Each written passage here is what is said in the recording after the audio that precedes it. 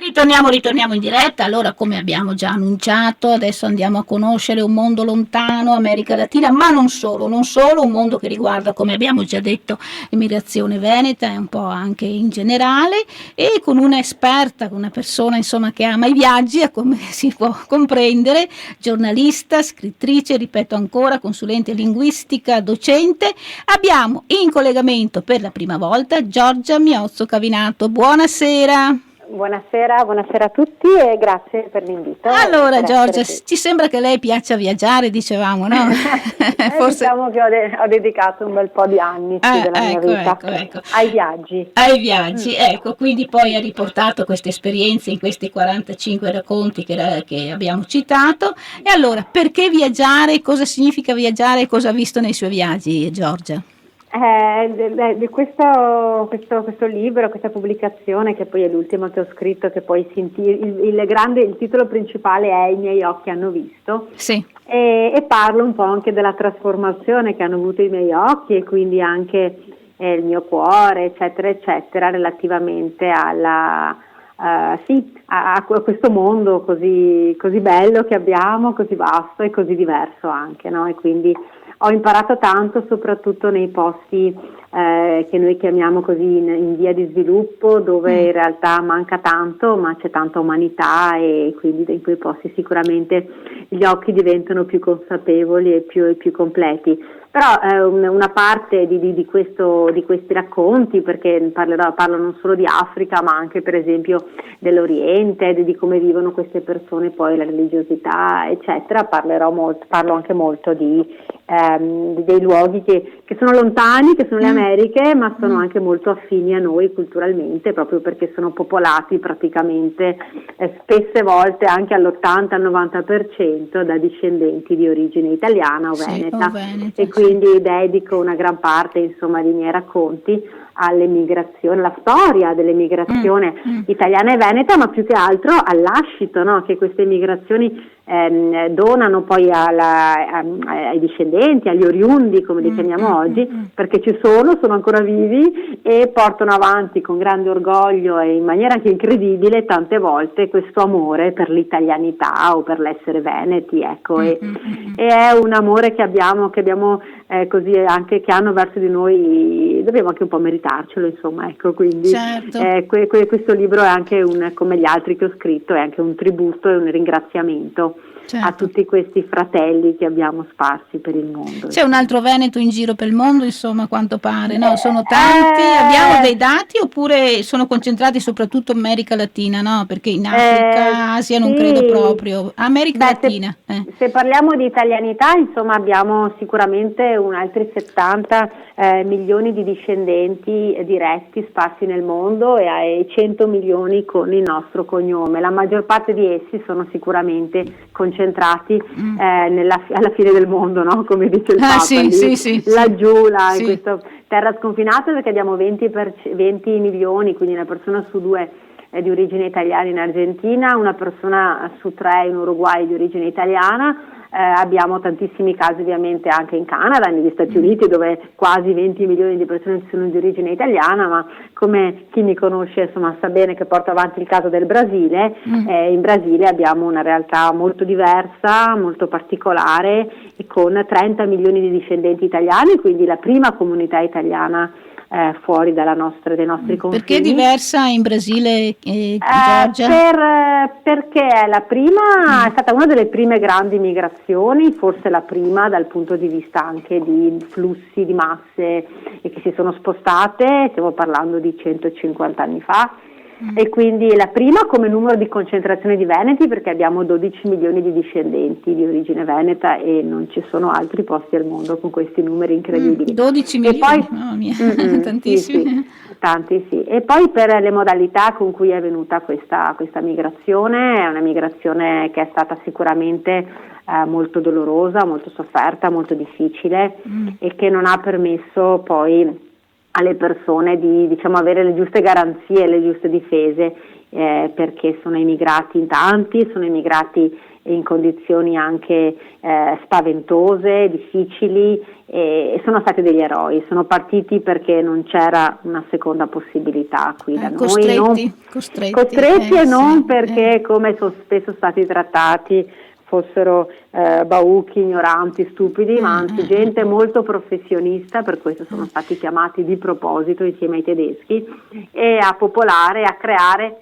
una nuova terra, perché poi parlare di emigrazione è anche scorretto, insomma è stata una grande colonizzazione che ha portato famiglie intere per decine di anni a popolare, insomma, e sono riusciti in quelle condizioni impervie, difficili, non solo a ricostruire un'altra Italia, un altro Veneto, un altro paese come tanti di quelli che abbiamo qui, ma anche a portare avanti, ormai è la quinta, sesta, addirittura settima generazione, il patrimonio, il lascito immateriale, no, dei nostri antenati, perché non solo sono ancora come noi nel modo di essere, di lavorare, di gestire poi la vita professionale, ma lo sono anche per quanto riguarda il folklore, anzi loro lo sono ancora, visto che noi abbiamo perso forse più loro anni. Che noi che siamo qui, anche questo. Infatti io dico sempre, se volete conoscere un po' cosa vuol dire essere veneti, bisogna assolutamente prendere un aereo e andare dall'altra parte del mondo, perché queste persone ancora ci insegnano cosa vuol dire, che cos'è l'amore. Io parlo un amore quello ancora sano, sacro per le proprie radici, che non sia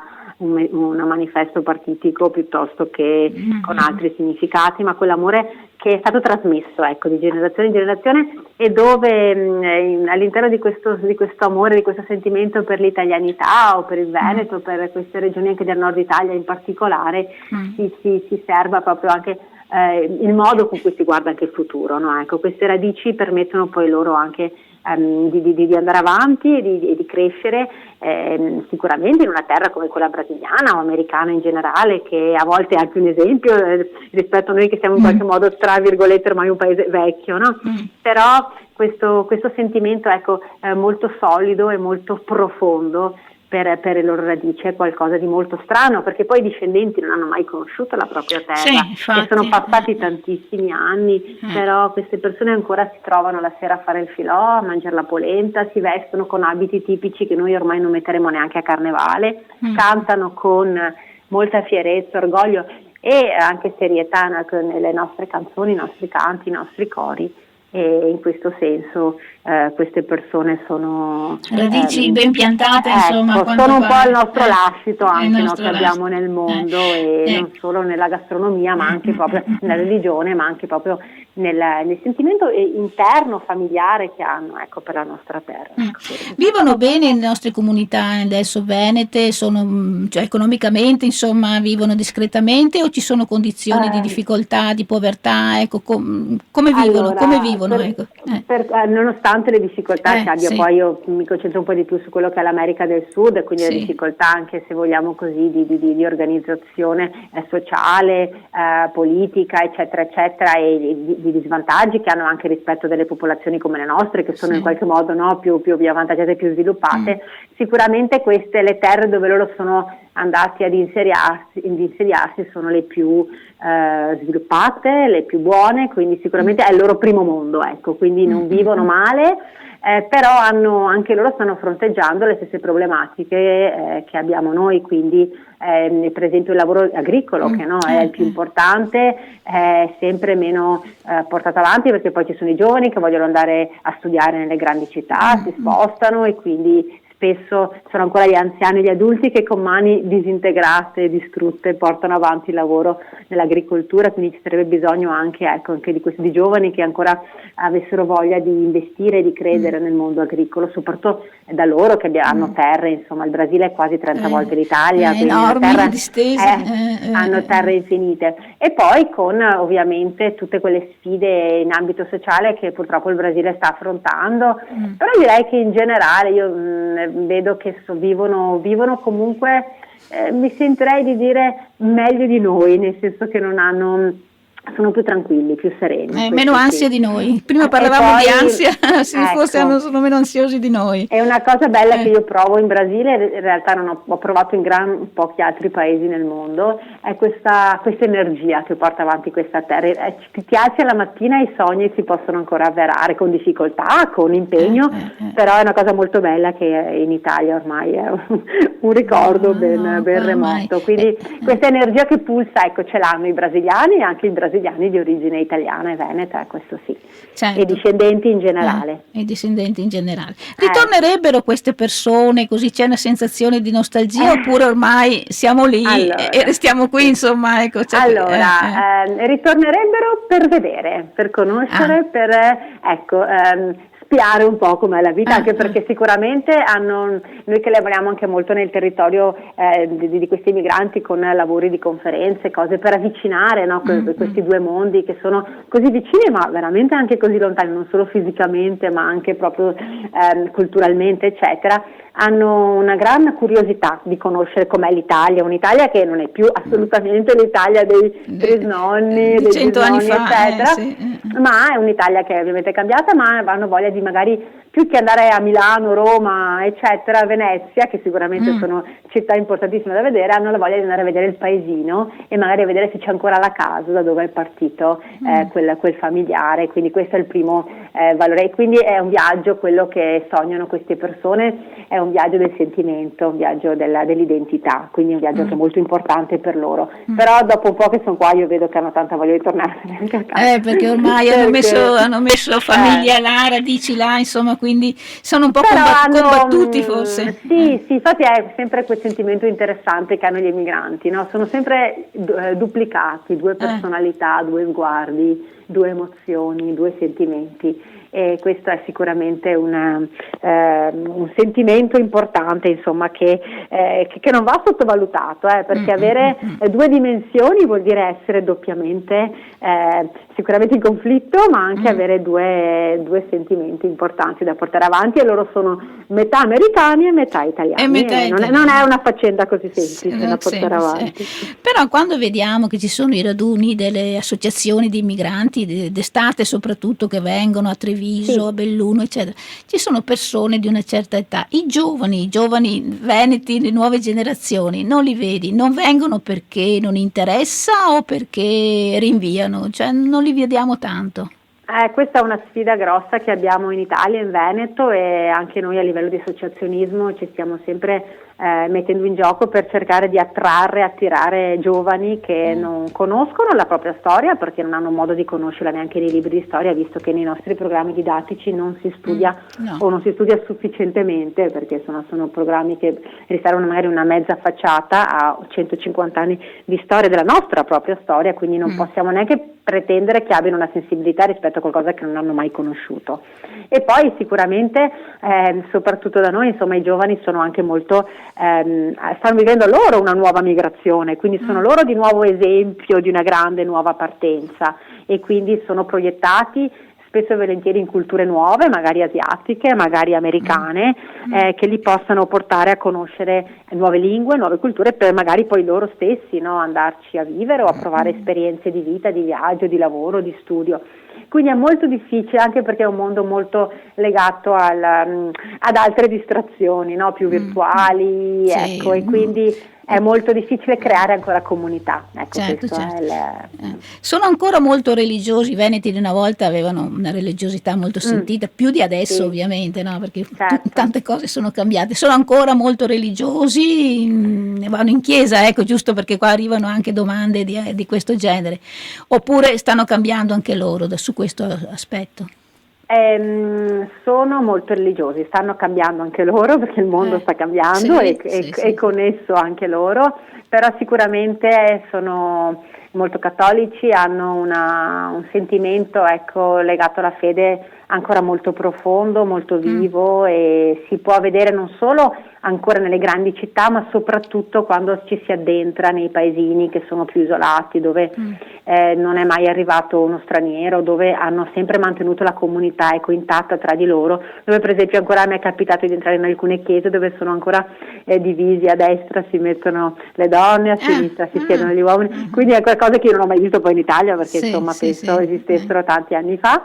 E quindi anche la figura poi del prete, che non è solo, no, la persona che fa la messa o che comunque poi aiuta la comunità durante la settimana, ma è un punto di riferimento per gli anziani, per gli adulti, per i giovani, e è un punto di riferimento molto attivo anche all'interno delle comunità che spesso sono isolate. Pensatevi che una volta, quando c'era il prete italiano all'inizio dell'emigrazione, ma così anche per 50-60 anni, si aveva la possibilità di avere la messa del prete italiano una volta, no, ogni 3 mesi, Sì, quindi era sì. l'avvenimento, no, del prete che passava a dire la messa. E ancora adesso a volte succede, se si ha la fortuna, o comunque c'è la possibilità di avere anche delle messe in italiano, addirittura in Veneto, che vengono celebrate proprio in onore dell'emigrazione. Quindi direi che ancora sì, è forte, però sempre anche questo tema è un motivo di sfida per i prossimi anni. Alla luce dei tempi moderni, insomma. Alla luce o al buio, non O al buio,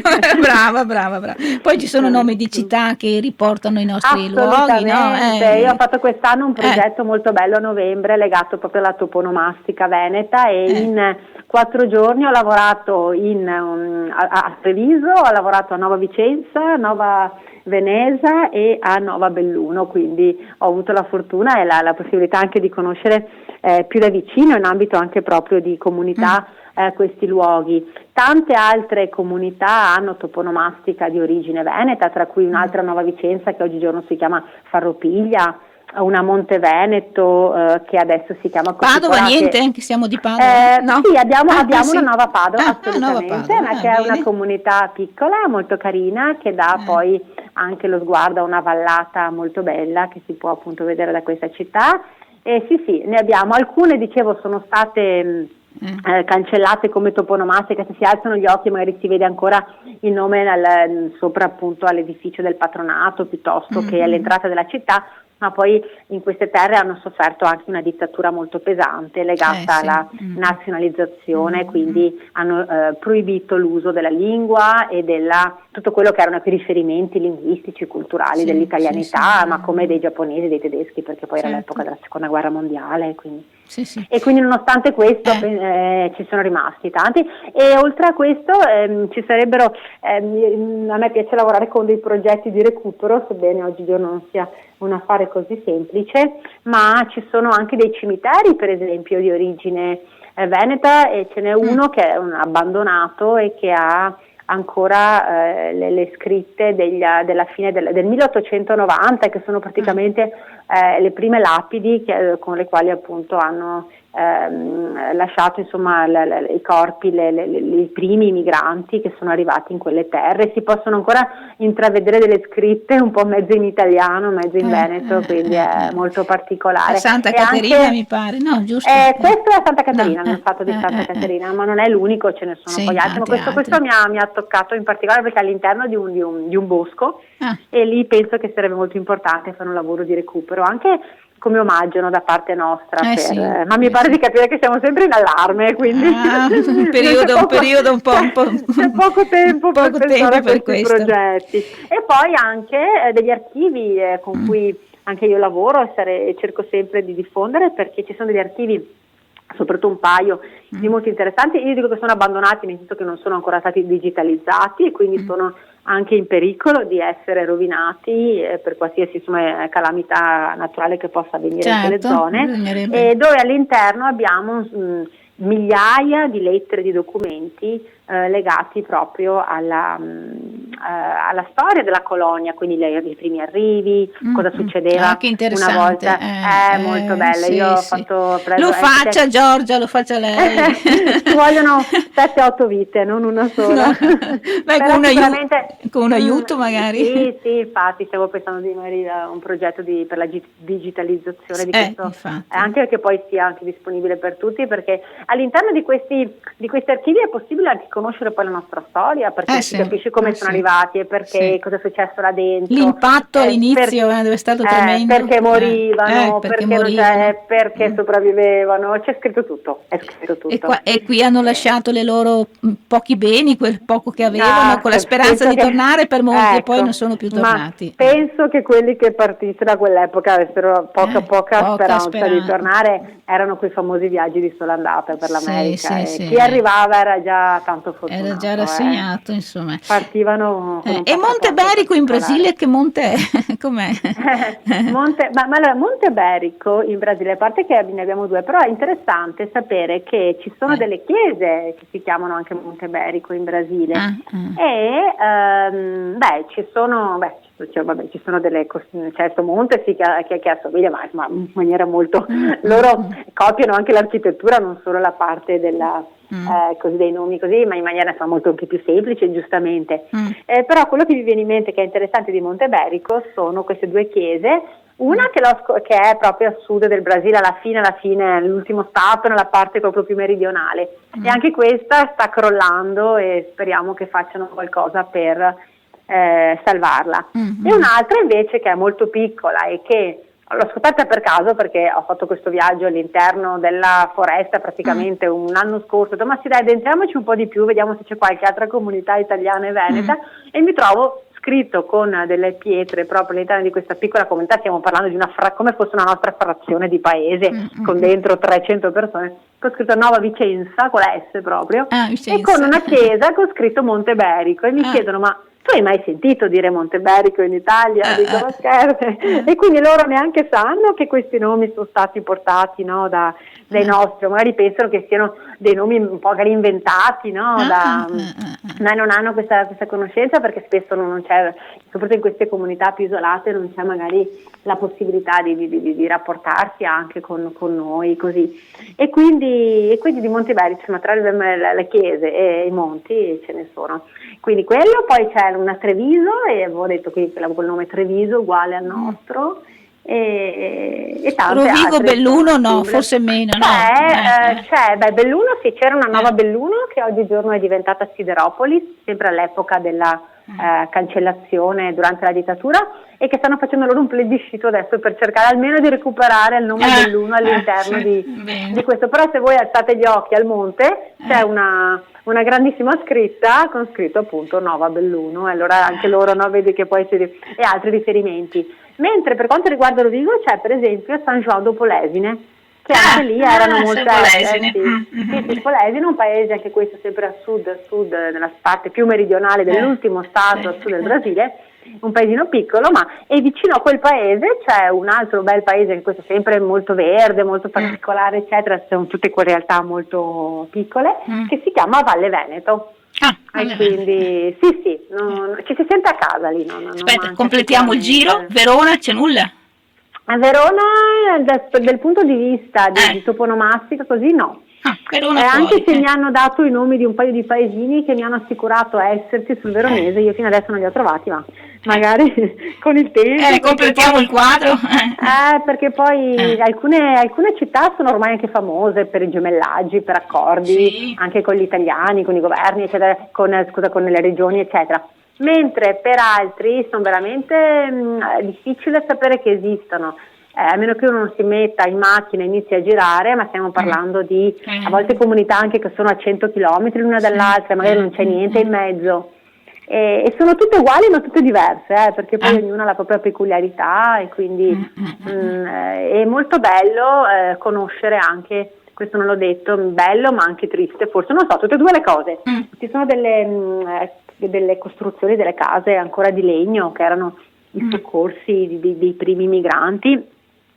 Oggigiorno alcune sono state recuperate, alcune purtroppo sono state bruciate, abbattute, perché non si ha dato il valore, no? Perché questa sarebbe la loro storia, ma l'hanno ritenuta, case vecchie le buttiamo giù, facciamo cose nuove. Qualcuno si è pentito purtroppo, e in altri casi ancora delle persone anziane che vivono all'interno di queste case di legno, che in realtà sono ma non baracche in senso dispregiativo, sono semplici, perché hanno anche loro problemi poi per esempio di riscaldamento, perché in Brasile nella parte bassa abbiamo anche insomma le 4 stagioni, a luglio, agosto fa freddo, eccetera, e quindi queste persone magari di 80-90 anni che finiscono la loro esistenza in questi posti che sono molto umili, molto semplici, ma sono anche diciamo, se vogliamo, la parte iniziale, no? Chiudono con la parte iniziale della storia dell'emigrazione, persone in condizioni anche non proprio semplici che vivono all'interno di queste case. Se voi entrate vedete ancora che sono proprio come 100 anni fa, incredibili, anche all'interno. È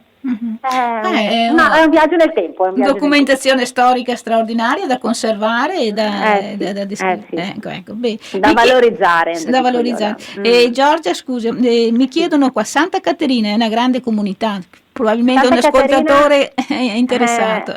Santa Caterina è uno stato del Brasile, è il penultimo stato del Brasile, è quello che forse vede la più grande migrazione europea, perché abbiamo immigrazioni da tutto il mondo, i tedeschi addirittura partono ancora più eroici prima di noi, e all'interno di questo stato di Santa Caterina abbiamo centinaia e centinaia di paesi, e di questi di questa area che è bislunga, è orizzontale, è molto sviluppata verso l'interno, quindi verso da est verso ovest, abbiamo due nuclei importanti, due gruppi importanti dove si sviluppano tante comunità di origine veneta, che secondo me sono le più belle, perché sono quelle ancora intatte, ancora più così, caratteristiche più pure, integre, ci sono, e quindi questa è Santa Caterina. Ho vissuto lì un paio d'anni, in realtà io ho vissuto nella capitale, che è si chiama Florianopolis, è molto bella perché è un'isola che ha anche un sacco di spiagge eccetera, e c'è anche ovviamente delle buone università, in cui ho avuto la possibilità anche di studiare tanti anni fa. Ma che bel viaggio che ci hai fatto fare, Giorgia, quindi insomma siamo girati un po' nell'America Latina, nei punti più caratteristici appunto che si ricollegano alla nostra cultura e alla nostra terra. Interessantissimo, mi raccomando. Senza dimenticare poi tutte le realtà italiane, Argentina, Uruguay, Venezuela, un altro Perù, mondo ancora, altro viaggio. Ecco, questa parte del Brasile diciamo che è particolare proprio perché questo isolamento geografico che queste persone hanno dovuto anche accettare e subire ha creato una cristallizzazione degli usi, dei costumi e della lingua, perché poi un dato fondamentale, che è quello per cui io vado poi a fare questi viaggi, è la cristallizzazione della lingua veneta che viene parlata, utilizzata tuttora oggi. Certo. Allora, prossimo viaggio, ci sentiamo di nuovo, Giorgia? Certo, volentieri. Ormai insomma ci siamo lusingati di conoscere virtualmente questi luoghi che ci legano moltissimo.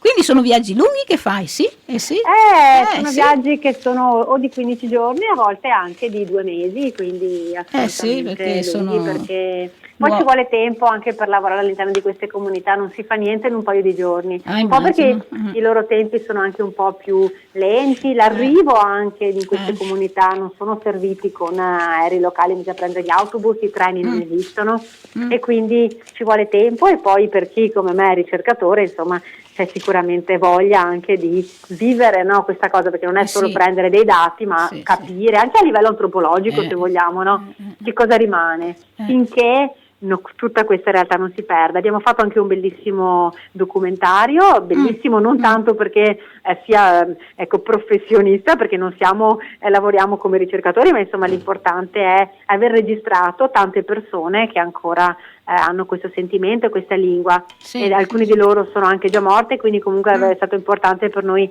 registrare questa realtà che purtroppo in poco tempo rischia anche questa, l'ultima, io dico sempre questi sono gli ultimi veneti, e se perdiamo anche questa abbiamo perso un po' il nucleo, di quello che era un po' la vita dei nostri nonni, il modo, allora, il sguardo Giorgia, dei nostri... ci affidiamo a te, insomma, ricostruisci la nostra storia, i nostri fratelli veneti. Qua dicono bella esperienza, penso di sì, anche dal punto di vista culturale, etico, insomma, sicuramente con tanti sacrifici, ma quando c'è la passione, dai, poi quella si fa tutto. Al prossimo viaggio ci lasciamo così.